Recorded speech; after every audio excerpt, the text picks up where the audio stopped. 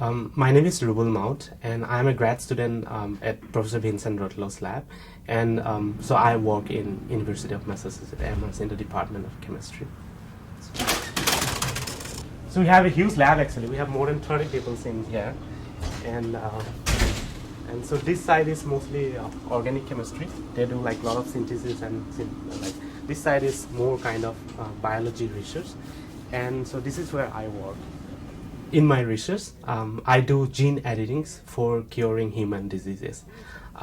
So gene editing is actually, it's a very new field, and it just came in last couple of years, like last 2-3 years. And gene editing can be explained in a very simple terms. So when we write things, we write sentences, we always make mistakes. And when we make mistakes, editors correct it. The similar thing happens inside a cell. So when a cell divides, it makes like, it copies the gene. And so mistakes are made. And that's the cause of all human genetic diseases. So what I do here is that we try to use nanotechnology to deliver certain gene editing tools into cells, so that the gene editing tools go inside a cell, go to the nucleus, find out the mistakes, and correct it. So you can target cells, for example. So right now what we are trying to do is then we're trying to target like specific cells for correcting certain like mutations in the cell. So I am from India, and I'm a very remote part of India. It's called Assam, and Assam is like Assam tea, which is a very popular brand in the world. And so we produce tea a lot. And so when I grew up, I never thought of doing science because probably I never got exposure for science. So my part of India was, it had a lot of like internal political violence going on. There are like insurgent groups, and there are Indian army, they're fighting. And so it was very, very disturbing moment back then. And so what I wanted to do, probably I thought I would become a writer and tell the stories like to people. And so I focused on writing, and then I also studied science because it can give me a job very easily back in India. I completed my master's, so I came to a national institute. It's a kind of national institute in India. It's called Tata Institute of Fundamental Research.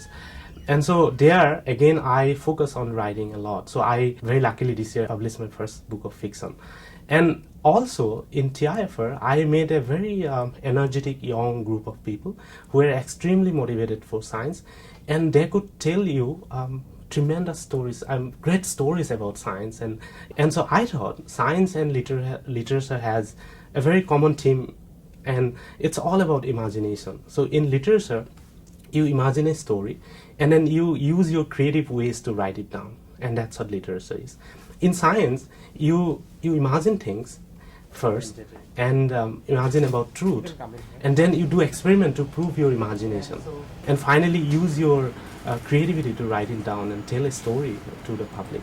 And so you need imagination and creativity in every step. And so that's how I got into science.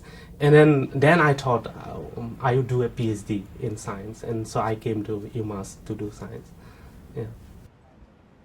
The gene editing tool that we use is called CRISPR-Cas9 based genome editing tools, which was discovered in 2012 first, and which is like very new and emerging in the field of biomedicine. And so what CRISPR is that CRISPR is composed of two elements, one protein, which is like a scissor, and another component is a small RNA molecule called guide RNA. So when guide RNA and the protein, which is like scissor, binds together, and if you take this 11 and put into cells, so you can program the whole CRISPR system so that the CRISPR can actually find your mistakes wherever it is in the genome. And so the CRISPR goes into the cell, finds the mistakes in the genome, and then leave a small mark over there. And so once that mark is made in the mistakes, so then cell machinery knows where that mark is, and then immediately try to repair the genes. So that's how it works. So, but it's a technology would work for any kind of genetic disease, and believe me, there are 7,000 human genetic diseases, and it's a really promising technology coming out in the market. Yeah. I think writing was always it's part of me, and I always wanted to be a writer. But now I think I'm like more focus on science as well, because science is so exciting. You have so many stories to tell to people, and stories everywhere, and it requires imagination, and you need to prove it. Without proving experimentally, no science exists. So you might imagine things, but then they may not be true. I think I found that great scientists were always great storyteller. Talk about Stephen Hawking, talk about Richard Feynman. Everybody, they told a story and everybody believed it. And it was true, actually. There are like true stories in science. And so I thought, telling stories is always part of your life. It doesn't matter you are a scientist or a nurse. And you always need to tell a story to people, convince people.